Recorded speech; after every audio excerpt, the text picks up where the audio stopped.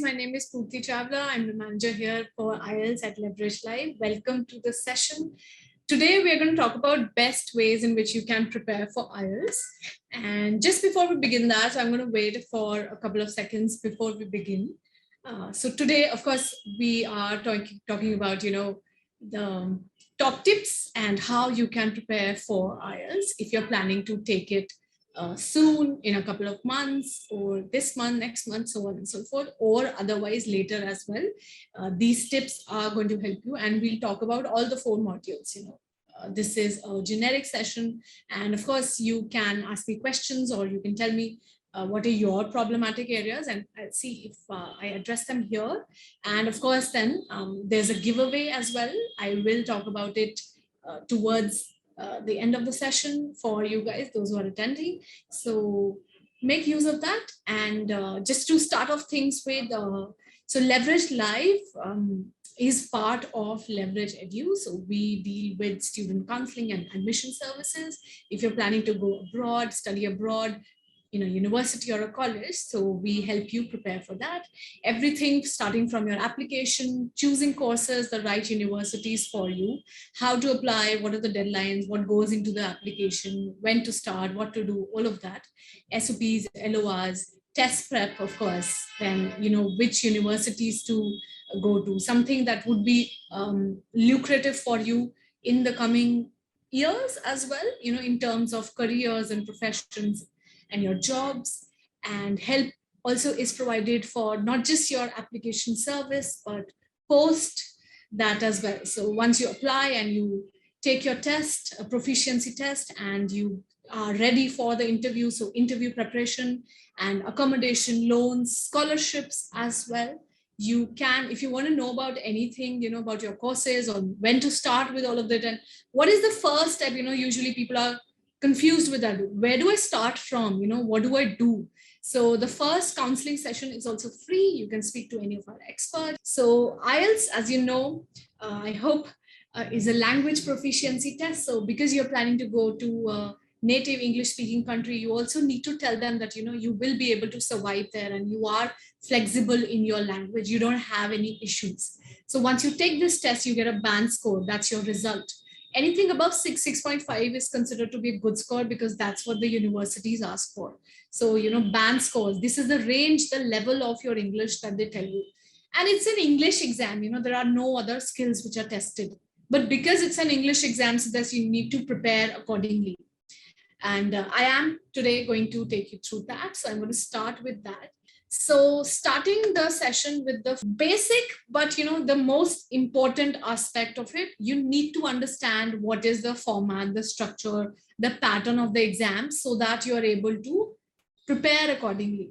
And whenever we talk about English exams, or for that matter, any kind of test, there's always that anxiety or nerves which are there, because it's a test, they're assessing you on something, and there's always something which is you are going to take the exam and there's something based on it. You are planning to go in a certain line or planning to go in a certain career, and this is a stepping stone that you have to do.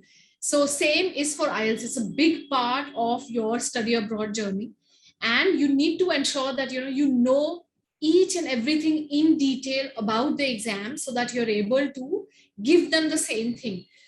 And the fact that this is a language exam, but somebody who's good at English otherwise, does not guarantee that you're going to get a good band here, because you need to understand what they're expecting you and what kind of questions they're asking you as well. So before you get to the real exam, it's also important to understand not just the overall pattern, but the details and the minor nuances of the exam as well, so that you don't get a end up getting a low score or getting some shockers in the exam just because you don't know about it. So reviewing the content, understanding, how you have to write your answer, what are they looking for, the do's and don'ts of the exam, do's and the don'ts as well. For instance, like in the listening part. So, they always give you instructions, whether you have to write the answer in 1 word or 2 words, or no more than 2 words, word or a number. If you exceed the word limit, then it's a 0.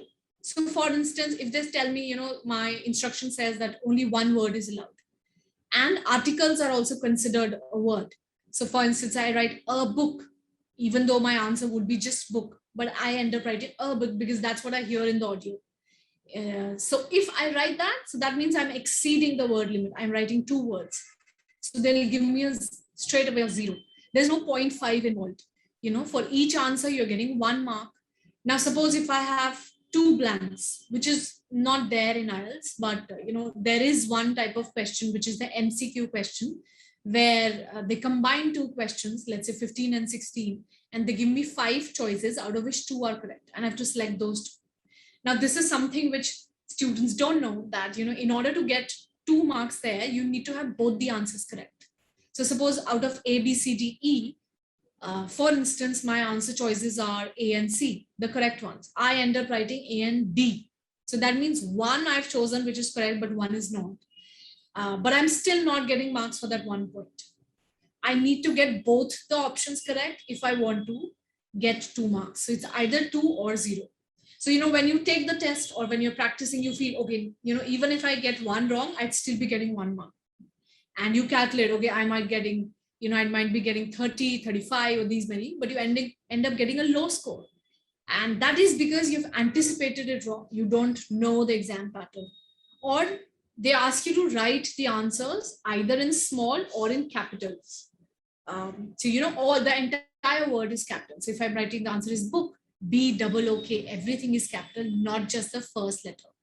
In fact, if I write the first letter capital, let's say B is capital and OK, it's normal, lowercase, so then my answer would be wrong because grammatically it's not making sense. So either there are 2 ways that I go about it. Either everything in lowercase.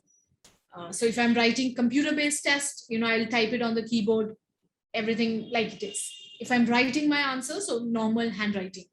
But then when it comes to proper nouns, so names of people, names of places or events, or let's say days or something like that, months, whenever I have proper noun, I have to write the first letter capital. So suppose my answer is John, and you have that in listening, you have proper nouns, especially in the first section. So if my answer is John, I end up writing JOHN, but J is small because that's how I'm writing all the answers. So then they'll give me a 0 for it. So which is why it's always recommended that you write everything in uppercase, block letters. So whether it's a proper noun or otherwise, it won't make a difference. You don't have to keep this in mind, if it's a proper noun or not, I have to keep the difference in check. It's just this tip then, and you get to know that when you hear it from somebody who already knows about it, who's gone through, and all of that we do here is based on our experiences and what we have been dealing with over these, more than 5 years now. Personally me.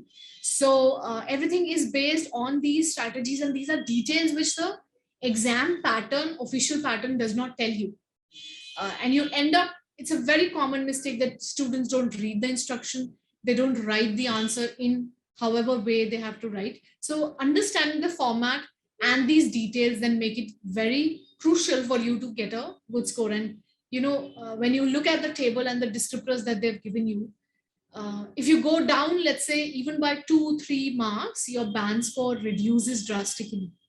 So it's very vital then, or even more crucial, that we understand how we have to write the answer and what are the things that we don't have to do. So this was listening. Let's talk about writing. So in writing tasks, we avoid personal pronouns. In task 1, if I talk about academic writing, so those of you planning for university studies would take the academic exam. And the first task there is writing a report. You'll be given a visual representation, could be a bar graph, pie chart, any type of 6 diagrams are there, and you have to describe that. So in this report, definitely there's no personal opinions or reasons required. So you won't say, I think the prices are increasing because of this, or I think people are preferring this because of this reason. That is not what is supposed to be done. It's just, it has to be a factual description where you will not use personal pronouns. So I, we, you, us, our. So then I see a lot of students writing, we can see in the graphs that the number is increasing. So this part where I say the number is increasing is correct, but I can't say we can see. I use the passive forms. I go, it can be seen. but I'm not going to use we can see. So very minor detail, but it will reduce your score. It will reduce, your vocabulary and grammar structure. If you're using a very simple one, you will go down. And this is why students end up getting, they find writing the most challenging part of the 4 sections, because they are not aware of these details. And you have to write in a certain structure. You have to follow those paragraphs. This is what comes in paragraph 1, 2, 3, 4, and understanding that and getting that guidance, of course, is then crucial. So the first point is that you understand what the format is, what the structure is, and then you go accordingly. Getting consistent feedback on what you're doing right and wrong. So let's say you start off at a certain level, you understand what the exam is about, and you start with taking, let's say, a mock test to get to, know what your present level, not just for English, but how you'll do it on the test basis. In terms of the exam conditions, how are you going and what is your level of English? So suppose when you start off, you're at a 6.5 level. So then that, I have to enhance or develop or improve my band by 1 or 1.5. So I go 7.5 or 8. That's my target. If you start off at a 5, or let's say 4.5 or 5.5, so then you have to put in more effort, and then you go to a 6.5 or a 7 or even more. And oftentimes, students have this doubt, and I'm sure some of you also might have it, that how much time do we require to prepare for it? And this is where you get your answer. So if you are at a 5 level, let's say, so average level, so you would need more time, you would require more help, you would require more guidance. If you are at a 6.5, you still require guidance, because you're not at 7.5 or 8 or 8.5 level. But you will be able to manage, let's say, in 15 days or 1 month course. And of course, there's no shortcut. Having said that, you still would be required to this. When we tell you this is how you have to go about it, then you do it and get feedback and see, okay, how have you done? So that progress and keeping a track of it is necessary, so that you have a clear aim in your mind. And sometimes students, they keep procrastinating. Okay, I'm doing it, or I'll take the exam, or I don't know when I have to take it. So this is why the classes would help you, and you'd understand, this is where I am. I have to go about doing this. So you get the feedback from the trainer. You need to work on this. You're good at it. You keep working on this. You improve on your vocabulary, or let's say your basic grammar structures are correct. Now you need to work on your advanced structures. This is how you go about it, and then you do it. So keeping that check for all the 4 skills is important, so that you understand where you are at, where you have to go, and there's a very clear roadmap in your mind. And don't think that, let's say I will be able to manage, I'm not good at speaking, so let me put in more effort in listening. Why? Take this exam as also, a time where you can practice your English language ability. All of you are planning to go abroad, going to either Canada or UK. I can see you've told me, US. These are the countries you're planning to. Of course, you'll go broaden your horizon, meet a lot of nationalities, and speak in English. That's a common language binding everybody. So get over this hesitation there and take help now that, you are getting it in a safe environment, in a secure environment, with somebody who's also gone through these stages, or who is dealing with, people like you or students like you since a long time. So take this, the class or preparation for IELTS. Of course, your aim is to take the test and show your proficiency, but you can also build up your language skills. And on this note, I'd also tell you here that we are coming with a speaking club as well. So where you will be able to practice not just for IELTS, but otherwise also improve vocabulary and fluency. So you can also enroll for that. And yeah, so that's the second point. Now I'm moving on to the next one. Now, because this is an exam and it is timed, so apart from knowing what kind of questions you're getting, it's also important to understand what sort of time constraints are there, and then maneuver your strategies around it. So let's say, suppose in reading, it's challenging when it comes to reading around time. So when you start with it, in the classes also we deal with just understanding the question, how you have to deal with it, what are the strategies, what are again the do's and don'ts, how you will get to your answer quickly. So then pick up things which work for you, practice. It has to be timed. So initially probably you're taking 10 minutes per question. So then you keep reducing that time. Because initially you're understanding, okay, this is also I have to do, I have to keep this in mind, I have to keep also this in mind. These are things in order, these are not. I have to go about writing, this is how I'll write my answer. After you understand all of that, then you work on your time. Because I have seen in personal experience that students, they think they read the answers for writing. I think, yeah, I'll be able to manage it. They look at the sections individually or questions individually. They practice a couple of questions and they say, yeah, I'll be able to manage it in the exam. Just because you're not able to manage your time, you end up losing marks. Not because their answers were wrong or something, but you were not able to attempt it. So that's a situation which we don't want to enter. So which is why, apart from the sectional tests, or let's say I start with the first questions, apart from you do question wise, then you go section wise, also take up a full test, 1 or 4. We provide 4 marks. So you can sit down according to the exam conditions and go and see where you're lacking time. And this is how you have to go about it. So if I talk about, coming back to the reading section, the instructions will always tell you can take 20 minutes per passage. So those of you, I don't know, I'm sure all of you know it, but there are 3 passages and 60 minutes is what you get, right? 1 hour. So 20 minutes they allocate for every passage. But then this is where the tip comes in that, the first passage is the easiest and the third one is not. It's the most challenging one, longer, more number of words, more types of questions also. So there are 14 questions that you deal with and they are difficult because the vocabulary is even higher. Plus, like I said, more questions and more words. So then you save time from the first passage and use it for the last one. So then, we go about 13 or 14, maximum 15 minutes for passage 1, so that you save these 5-6 minutes and use it for the third passage. Some students also start backwards, so they deal with passage 3. I personally don't recommend it because, like I said, it's a longer, more problematic passage. So if you start backwards on the exam day, you're starting with the third one. So you end up taking, let's say, 30 minutes. So that adds to the pressure. You have that in mind. Oh, I've taken so much time. I have to go back and, do 30 more, 2 more passages. I have 26 questions to deal with. And I only have 30 minutes for it. So that adds to your anxiety. So which is why just start with doing the first one, be done with it in 13 minutes. And even there, if you're not getting answers to, let's say, 1 or 2 questions, leave it. Don't spend a lot of time on dealing with problematic ones. Out of 40 answers, suppose you start in sequence and you take, let's say, half an hour and you've done 28 or 26 questions in one go.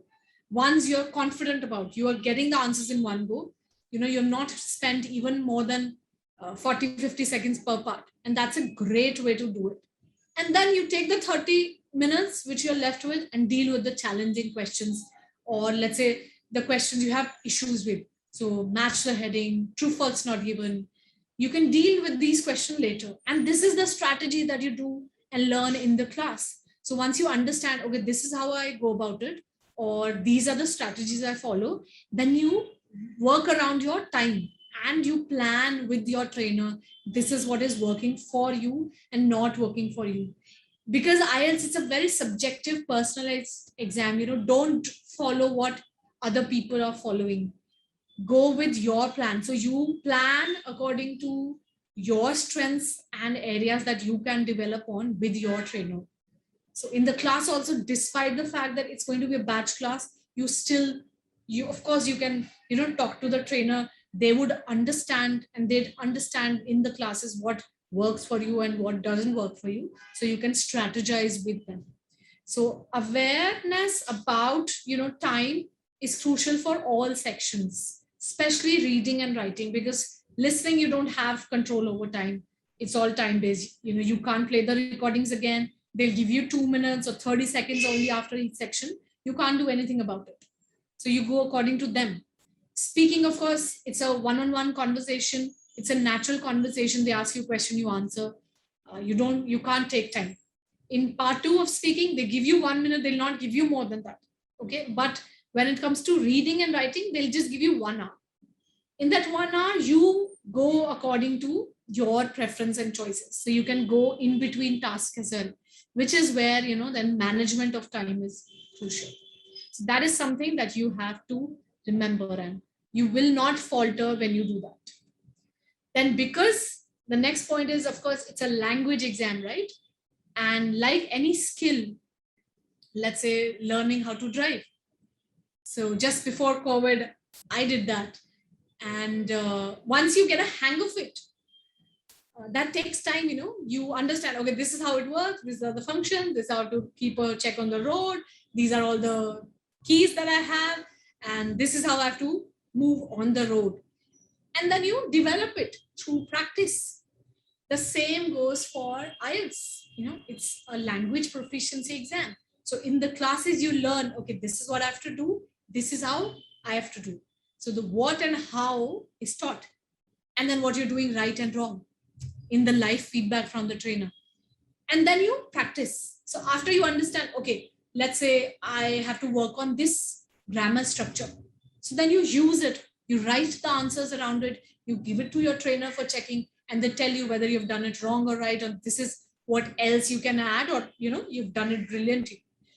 So after you absorb those skills and you understand how to go about it, you understand the strategies, you understand, okay, this is how I have to answer, then you practice. And I get it. Of course, it's not something that you will, get just like this. No, which is why the guidance and help is what we are offering, and what you require.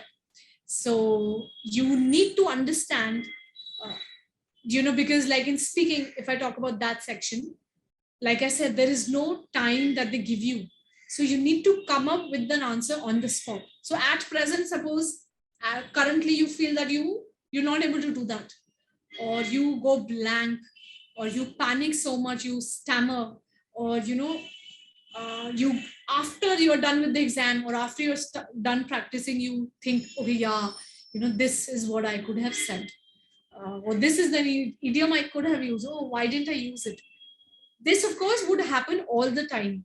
But while you are speaking, you still would able to give an answer and use a variety of or range of language once you know it, right? So currently, if you feel that you have a dearth of ideas or vocabulary, so you have to get that. You have to build that, and we help you with it. We shorten that process. We provide you with vocabulary. And of course, that's not the limit, right? Apart from what we are providing, there's the general reading and watching movies and going through blogs or articles or listening to podcasts or TED Talk speakers. But you do require certain help with building not just vocabulary, but fluency as well. A major issue with, us Indian students is that we don't get that opportunity to speak. A lot of students in the classes come and say that, I know how to speak in English, but who do I speak to?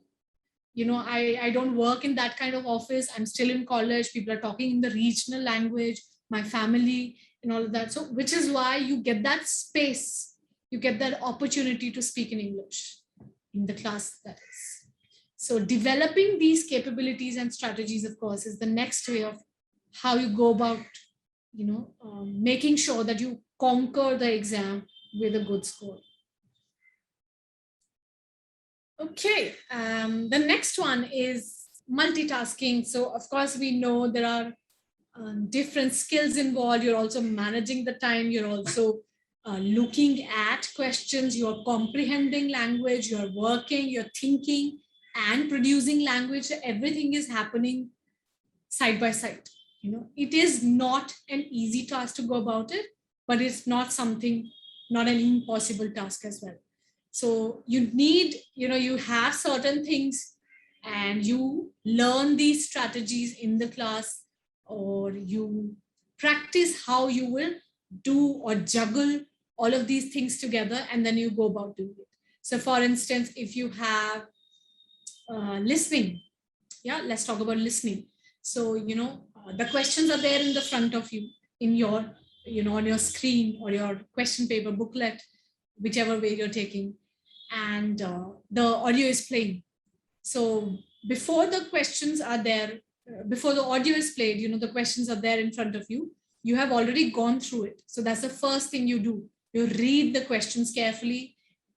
The second thing, apart from doing this, is you underline keywords, things which they're talking about. So these are two things that you're doing side by side.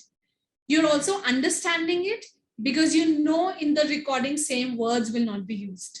So for instance, I have in a question, let's say part 1, they've given me dash is given for free.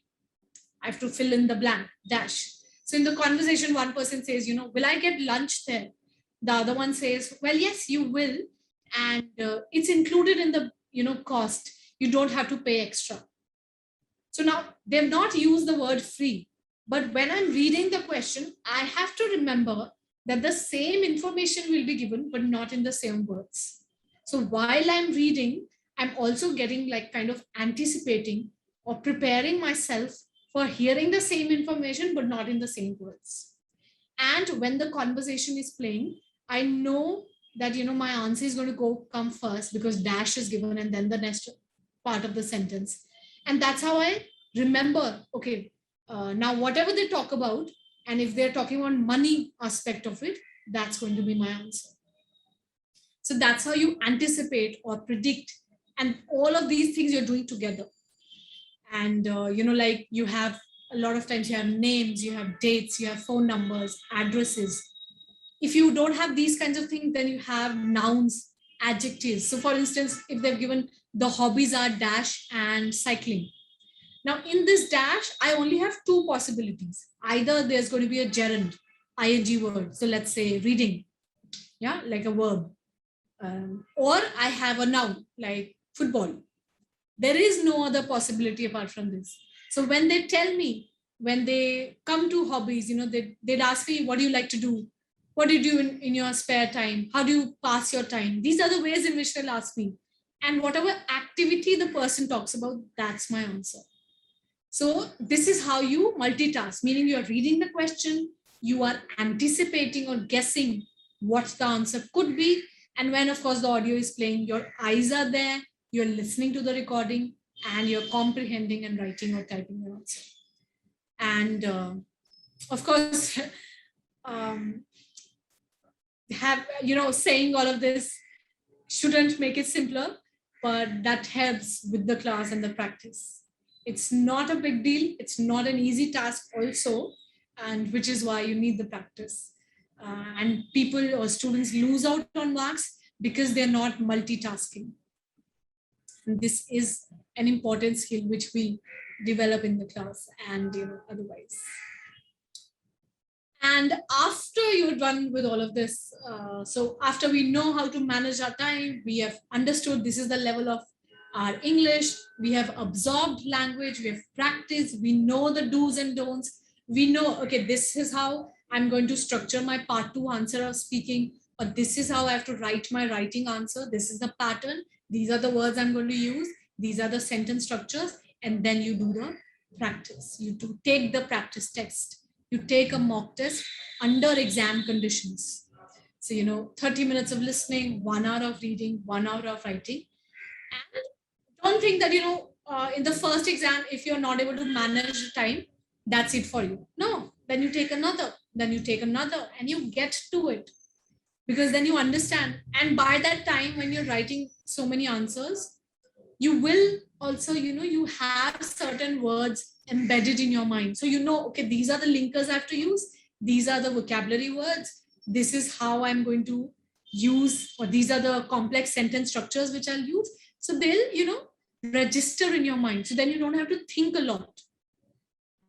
But do practice, do take mock tests. Don't think, and especially for writing, I have so many students who come to us and say, okay, it's not a big deal for me. I've seen answers, I'll be able to manage.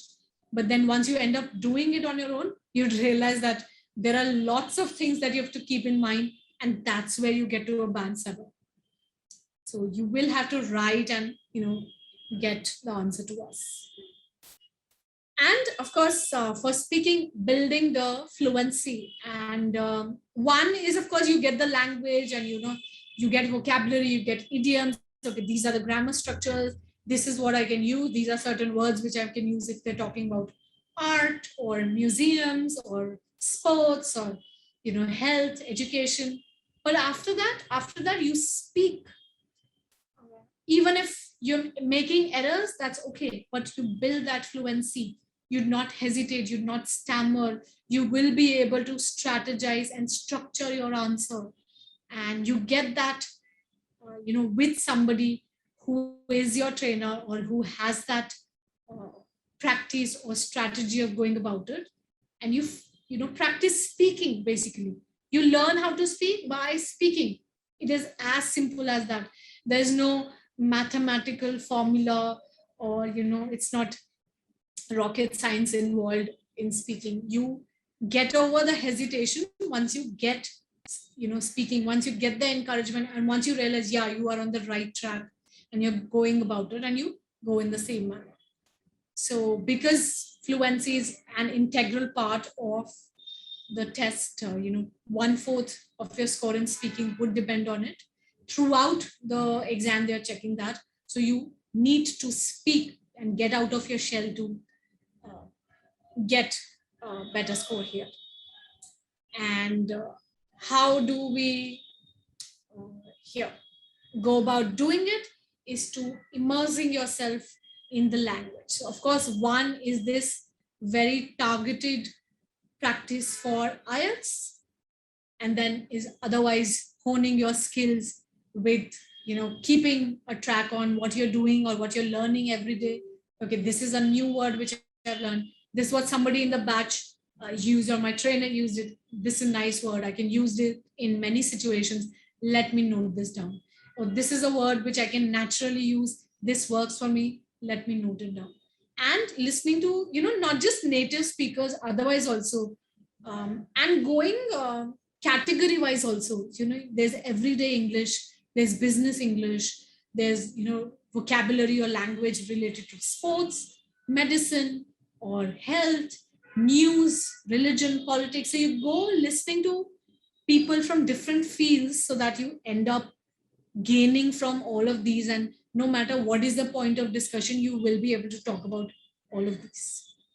So if you think, of course, you are not able to communicate at present, so of course then that's why we are here, and I'm asking you, the best way to prepare is to get help so that you're able to do, and there is somebody that you can fall back on and lean on for guidance and support. You're not on your own in this, and you're getting the right guidance, of course. You're not getting confused with everything that there is. So on this, then I come to my giveaway, which is this preparation course by Leverage Edu on Leverage Live platform. So you'd have your own portal, a dashboard, you get a link for it. There you find your schedule for all your classes. There are different course offerings that we have.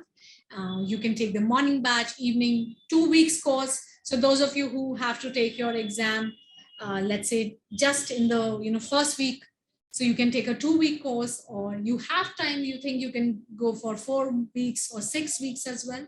But my point being, that we are providing you with the right, authentic, detailed practice and guidance. And I really hope that you will take advantage of it and take the help, and just start your life of study abroad, and just crack this exam, get that confidence to speak, otherwise also, like I've mentioned before.